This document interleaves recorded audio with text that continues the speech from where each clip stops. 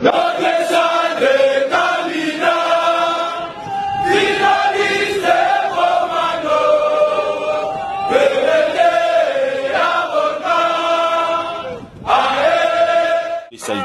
et les encouragements du commandant suprême Félix Antoine Tshisekedi pour leur détermination de défendre la nation.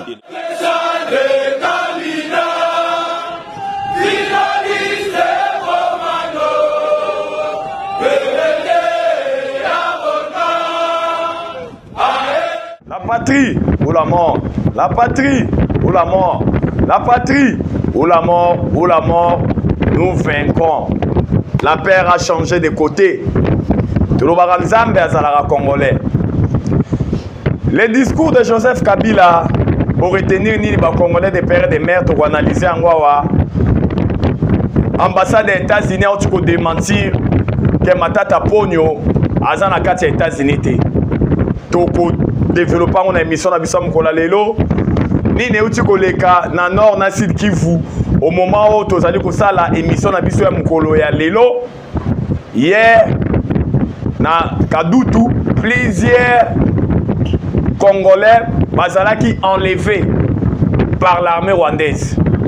Donc on meka ko développer une émission na biso mukolo lelo sans plus tarder, c'est votre humble serviteur na kombo Jonas Ngandu surnommé Charles Onana.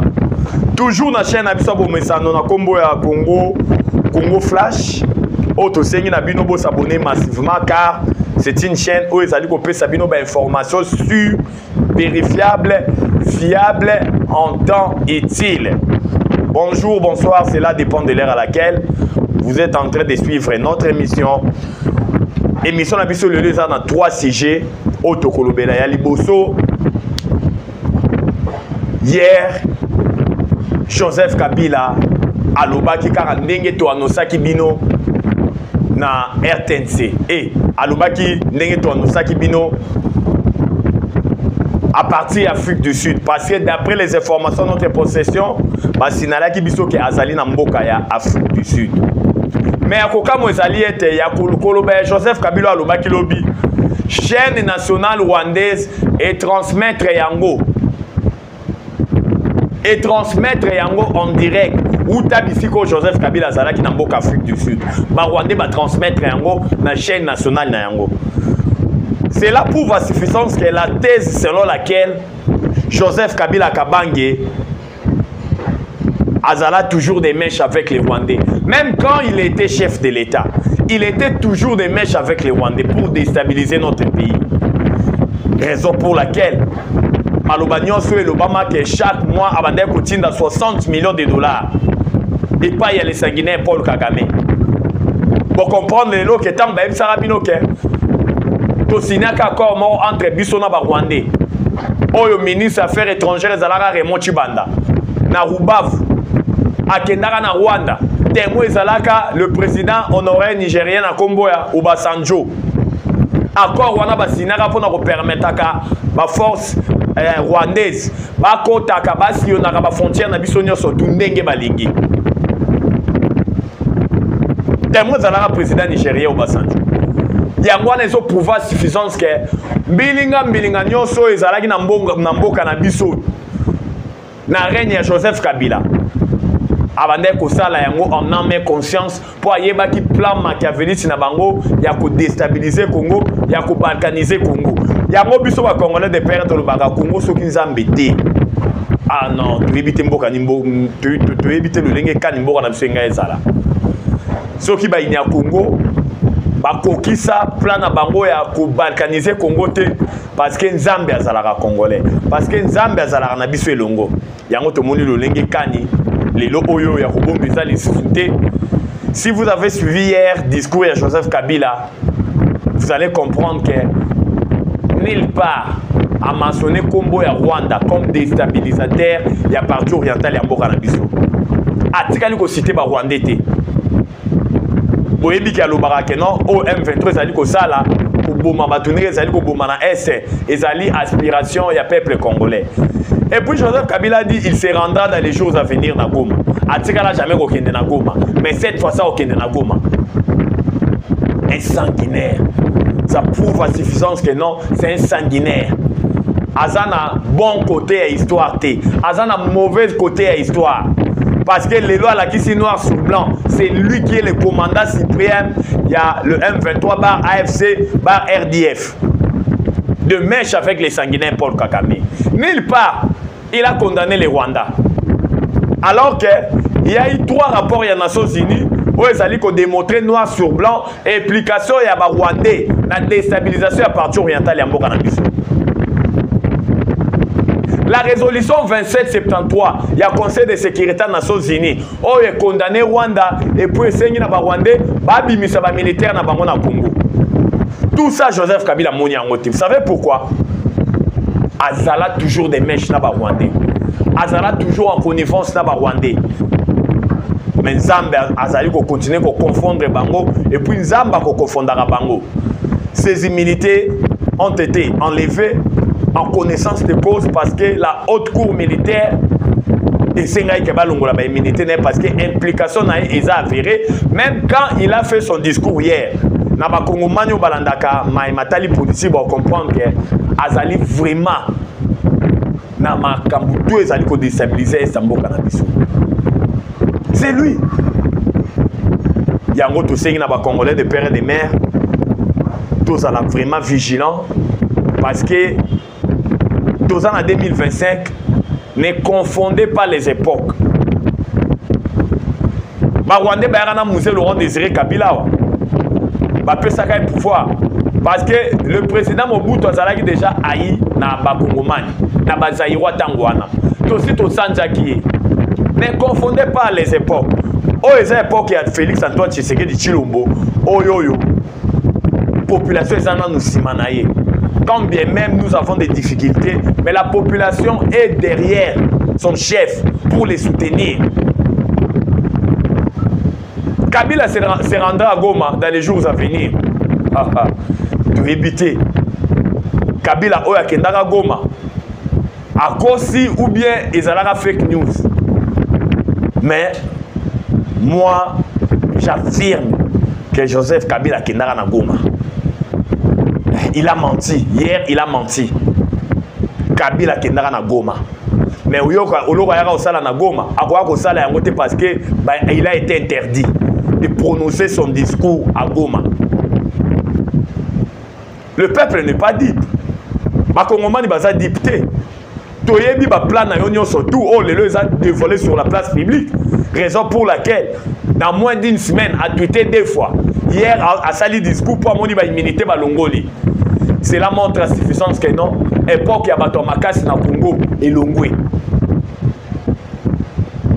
Tango sali mbilinga au violer mibeko ya mboka, tu seras poursuivi. Si c'est ça la musala na lelo te lobi te même lobi wana. Plus rien ne sera jamais comme avant. Plus rien ne sera jamais comme avant. Hier, ce qui m'a étonné, grosso modo, Joseph Kabila s'est transformé dans donneur de leçons. Amitié place, il y a démocrate. Alobi mboka o atongaki yango. Oh, yango tozaka na Congo, tozaka na mokili, mais tozaka na mapata. Tant que tolobi que ba Congomani baza dipté, mais effectivement les Congolais ne sont plus dipes. Ba Congomani ba yebi oyo sali na mboko. Toko fanda toto banda ko énumérer ma be na yo nyonso. Ce pays était caractérisé par des détournements discrètement. Ce pays était caractérisé par des tueries, des enlèvements, un régime autoritaire. Au lobby boé ba enlevé ba bomi. Mais aujourd'hui, chose grave et étonnante, bato ba bomaki lobby, les loba komi ba donneur des leçons. Les loba komi ko lobela ba ba démocrate. Les loba komi ko lobela que non, tant na bango mboke tonga maki. Ba Congomani baza sous bato ko konstater. Peuple azo comprendre a uti wapi, azo kende wapi. Pona yo na Congo Joseph Kabila Kabange c'est fini, au salita na yo, au diriger Congo na chance solo ko pamba. Maintenant, on a déjà conjugué au passé. Les Congolais de père et de mère, c'est que nous devons prohiber dans ces pays qu'on ne peut pas accéder au pouvoir après avoir tué les gens, après avoir tué les Congolais, après avoir été en connivence avec une force étrangère et leur président pour déstabiliser les pays. Et ça, on doit bannir. Il faut tout les mélailles. Et ça, ils sont on très bien que les Rwandais sont toujours dans la velléité expansionniste. Mais toujours en complicité avec des Congolais qui sont prêts à vendre leur propre âme auprès du diable pour déstabiliser les pays. Surtout les Congolais ont une nationalité douteuse. Parce que si vous regardez l'histoire, vous allez comprendre que la plupart des Congolais ont une nationalité douteuse. Bangonde va déstabilisateur et Mboka na biso. Depuis Congo et Bandati Lelo. C'est ça la vérité, on doit dire les choses telles qu'elles sont. C'est ça la vérité. Vérité yaka na escalier, mais le côté yaka na ascenseur. Vérité yaka malembe. Au finish vérité triomphera kaka. Oyo discours ya Joseph Kabila lobby et ça des vérités m'ont triomphé. Un discours creux, un discours oyo. Ceux qui vont comprendre que Soubasme Zali penza te. Ya kolobe Zali kaka que dans le discours vous sentir que une personne aux abois. Tous les plans naé déstabilisés, tous les plans naé dévoilés sur la place publique, l'agenda caché na surtout et bimi. Azoé basolo ni a rosalate. Raison pour laquelle a commis kolobaloba ko tweeter ko sala ba discours akoya Goma mais azalaka na Goma. Yango to sengi na ba Congolais de père et de mère, to pesa mato ina dit déjà vité, dit déjà attendité, il y a séquezalité. Tout ça c'est du poudre aux yeux.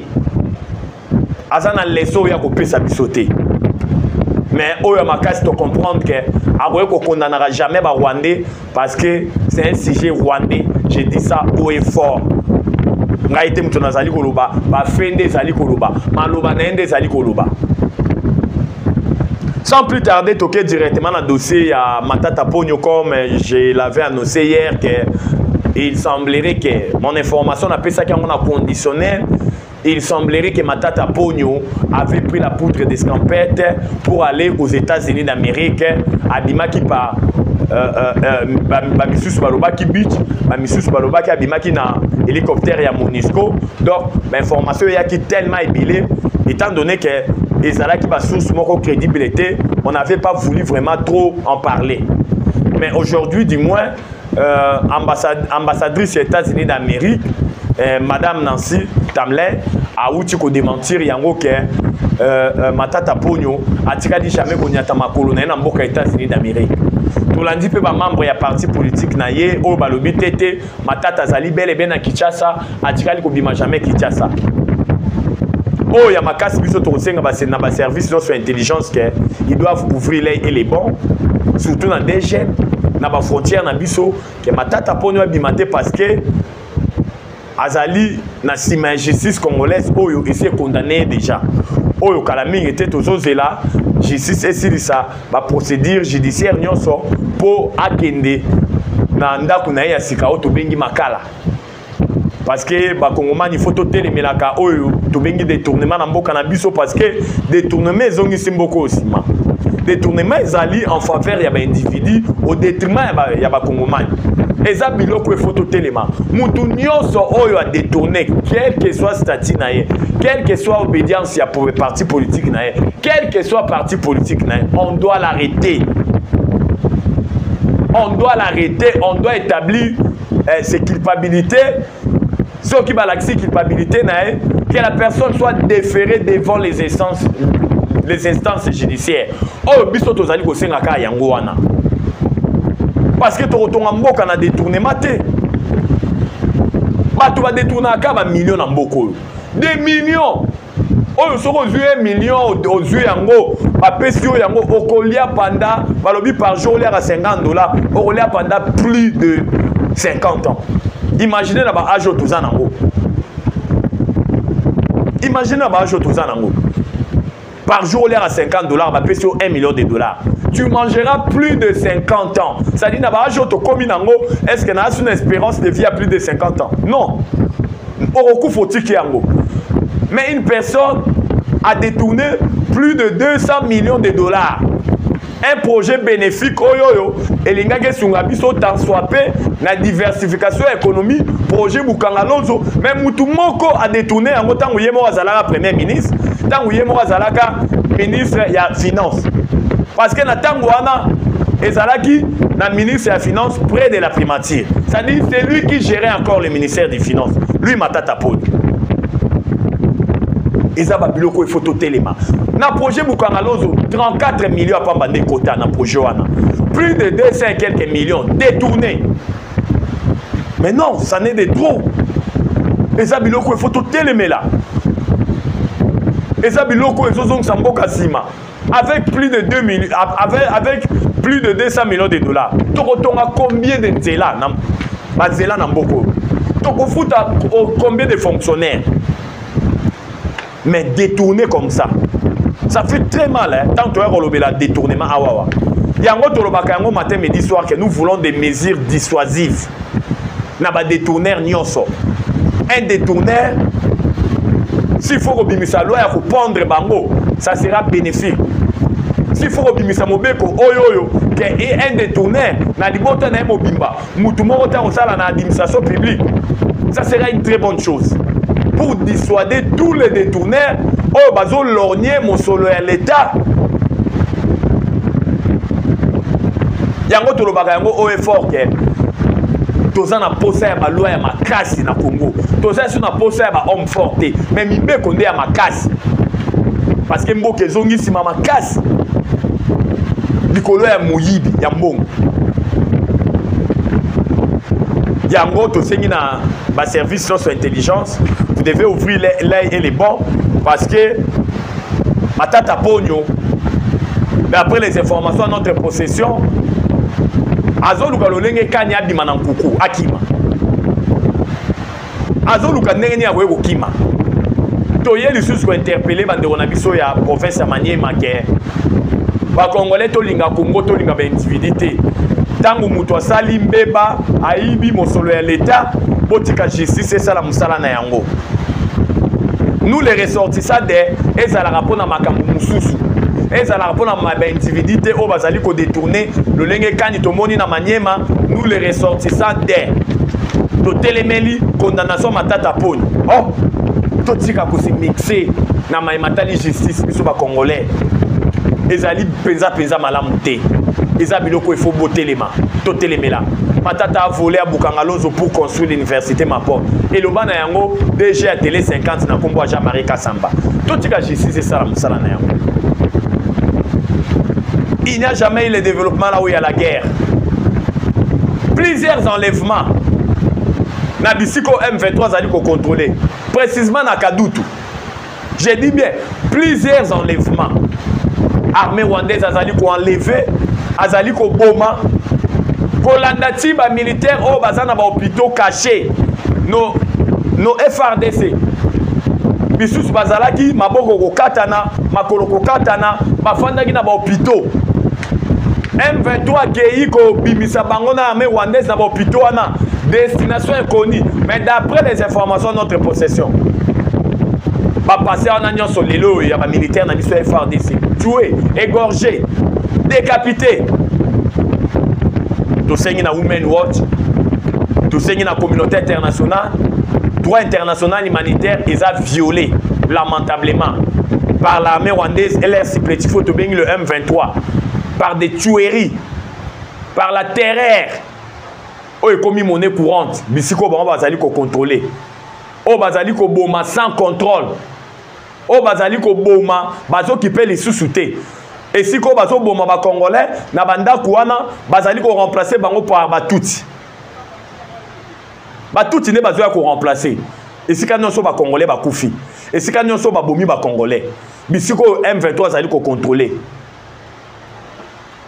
baza tellement affaibli parce que l'économie rwandaise aux abois. Kandawana, ba répercussion wana ya faiblicité économie na bango, ba komi ko zongisa yango na mito ba kongomani. Ils allaient participer mawa. yango to sengi na ba ONG na so droit de l'homme internationaux ba ndenge nini ya kolandela makambo ezali koleka na partie orientale ya Congo parce que 3 crimes de guerre oyo CPI elandelaka otobengi nini génocide, crime contre l'humanité, crime de guerre et ça déjà consommé na est ya mboka na biso.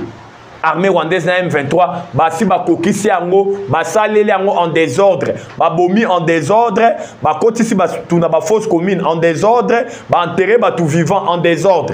Et puis bazo continuer ti le loko violer. Eza biloko il faut totelemela yango. Il faut totelemela yango. Nous ne voulons pas de la politique de deux poids deux mesures.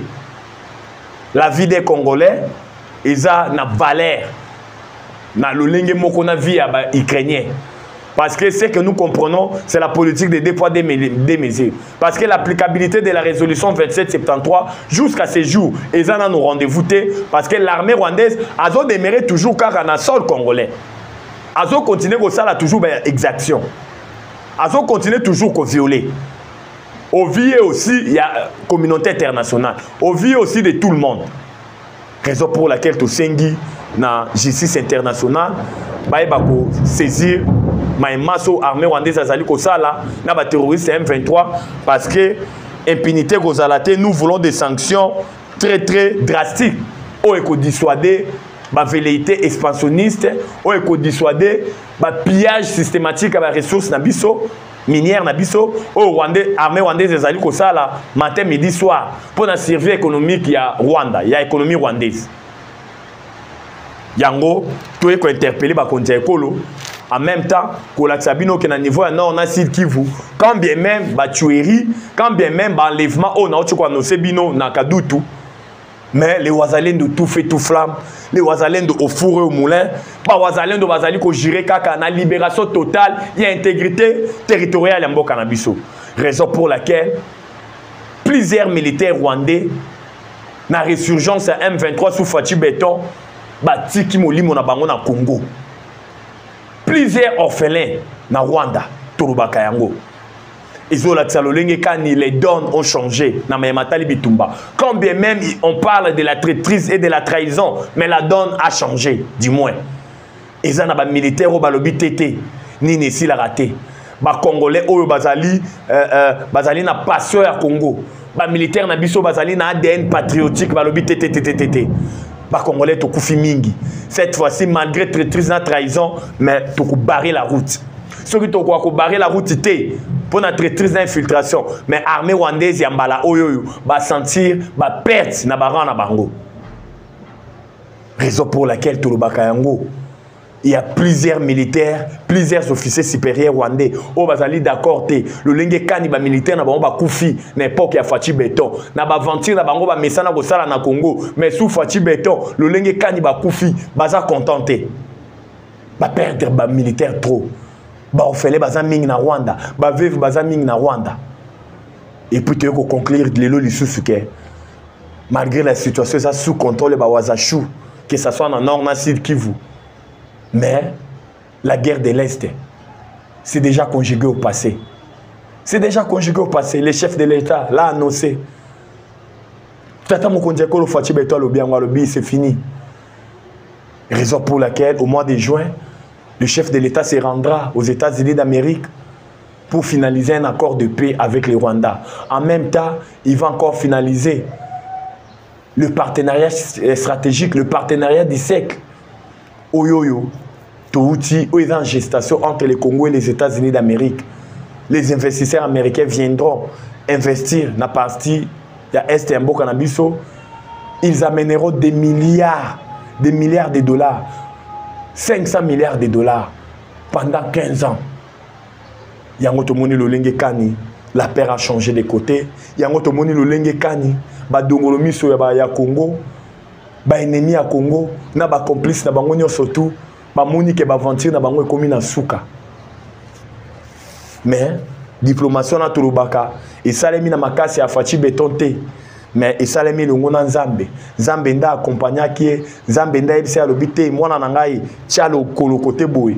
tia makanisi na côté boye yango eboti ba résultat escompté yango lelo esali ke mboka na biso ezala debout yango lelo esali ke ba kongomani kala mingi te bako la partie orientale ya mboka na biso eko recouvrer pe na yango lolenge kati ba mesana ko vivre mais tozali toujours ko interpeller ba kondia ekolo na vigilance ezala toujours quand bien même il y a des accords éco-sinamé mais nos forces bazala na état toujours il y a nini ya vigilance état d'éveil. Bas à la mise sur le muscolo à l'issue. Bas à la mise sous gars pour barrer la route. Na ba agenda caché nyon surtout aux âmes révélés en gros et puis ils ont condamné en même temps tout baki ces annulés sans effet. La diplomatie agissante à tata mokondia kolo fachi béton to komi na niveau nini turubaka yango. Dans la politique nous avons la politique du bâton. Et puis nous avons la politique des carottes. Quand on parle de la politique du bâton, on voit la guerre. Quand on parle de la politique à carottes, on voit la diplomatie. Diplomatie agissante, écrasante, il y a kolobezalité, bah fin des années koloba.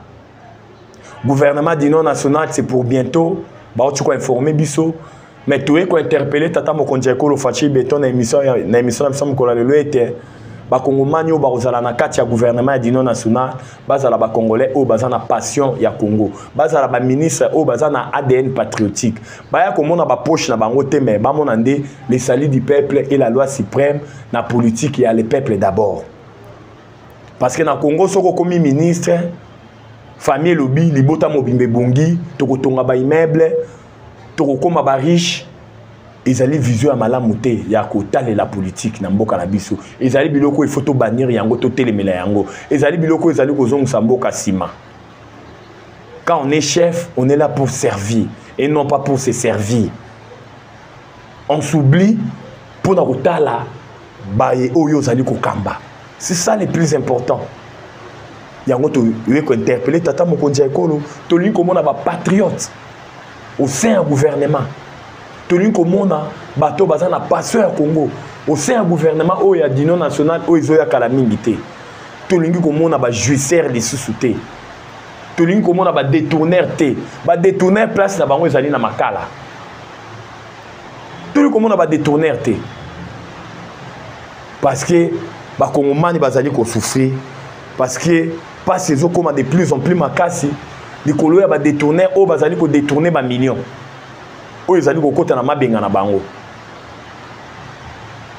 Et puis, tu y les sous l'entourage de Tata Mokondia Ekolo.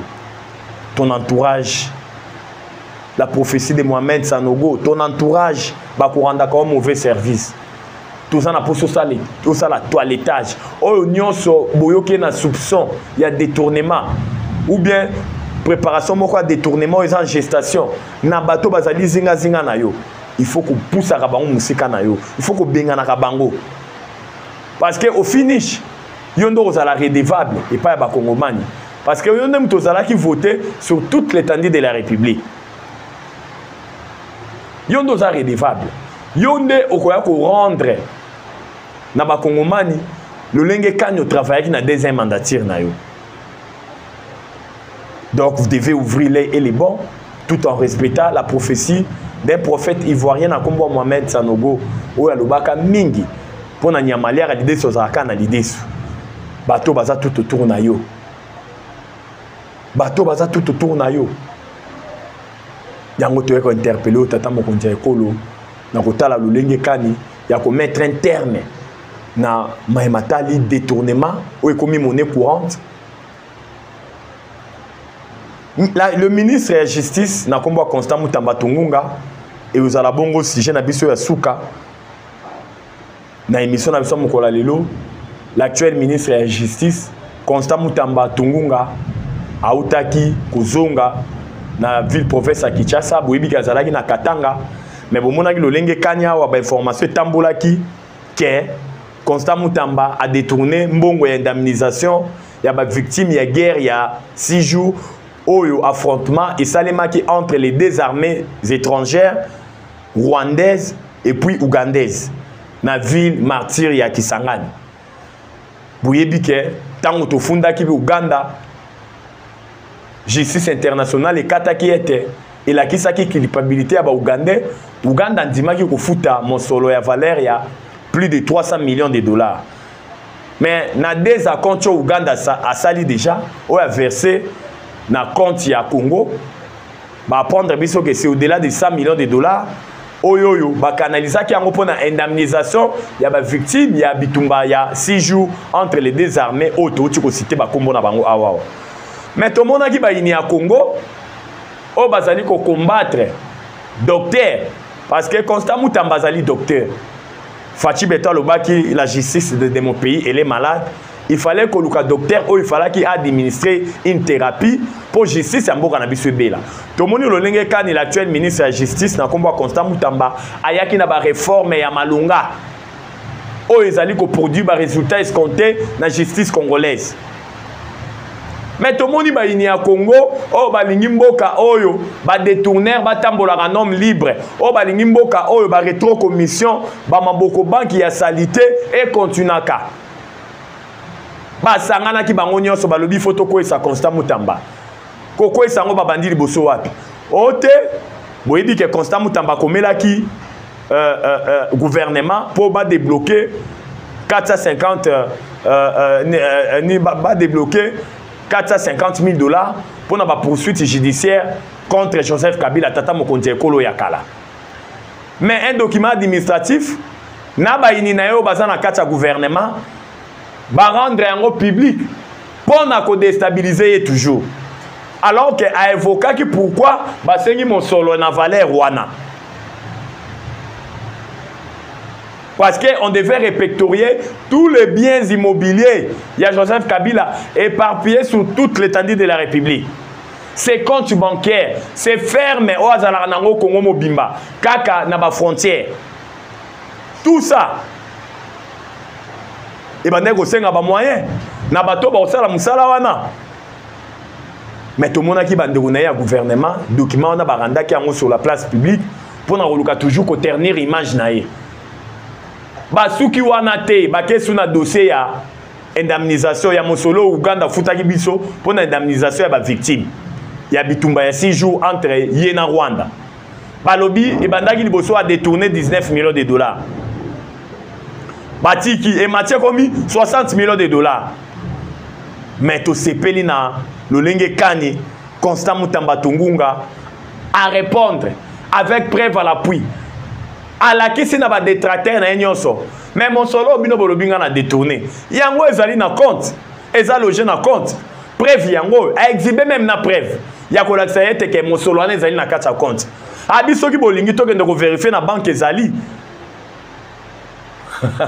to mona ki même wa ministre to mona même wa na ngambo ya cour ya cassation ba komeli assemblée nationale na Lombangu.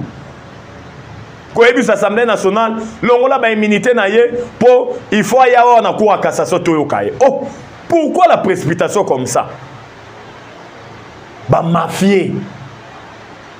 Ba ngi ba kanga Constant Mutamba munoko. Yango to moni lolenge kani. Tangu kaka Constant Mutamba a exhibé ba preuve. Ko l'accepte que mon soloana ya ba indemnisation ba victime ya bitumba kisangani. Eza bien et bien, ezali bel et bien logé na compte. Il y a l'État. Mano, minongo na bango se kangami. Soni échangé sika. Ba Congolais to lingamboka. Et puis sur landeli batoyo, bazali ko tambu ces formations na ko salir, na ko ternir image ya actuel ministre na biso ya justice o asali musala kitoko e monani pe ba kongomani no so balobi iyo. Eza kaka ba détourner. Eza kaka bato bazali na ba velléité à détournement. Eza kaka bato yo bazali na ba boloko nde bazali ko activer pour na rolo lenguen kanya ko ternir image ya l'actuel ministre de la justice o bango nyonso ba échouer lamentablement. To sengi na papa Constant Mutamba l'actuel ministre de la justice o azali docteur azali ko biki sa justice ya mboka na biso tata Mokonzi Ekolo lobaka ke non la justice de mon pays elle est malade a continuer toujours na musala na papa Constant Mutamba continuer toujours na Rwanda parce que tango Bible lobaka ke la justice élève une nation Bible lobaka ngo connaissance de cause Bible lobaka yango pambate yango to esengi na Constant Mutamba biso nyonso ba kongomani toza sima na yo na musala kitoko zali kosala ya kolobezala ke belé boyebi ete émission na biso ya mokolo lelo Congo Flash ezali likambo ya ngonga ngonge ngonga pona mokolo lelo to sukiawa tokoya lisusu na mikolo ezali kolanda kotalisa bino mbokela ki ndenge nini elamuka ki ndenge nini parce que tolobaka pour l'amour du Congo tokokanga monoko te tokoloba po Congo ezali les seul dénominateur commun aux Zambé à Tindabiso, tout botama ba Congolais, tokokufa ba Congolais. Pour na lelo to sukiawa numéro na biso zali plus 243 89 77 525 44 plus 243 89 77 525 44. La patrie ou la mort, la patrie ou la mort, la patrie ou la mort, ou la mort, nous vaincrons. J'ai dit et je vous remercie. Ciao, à la prochaine.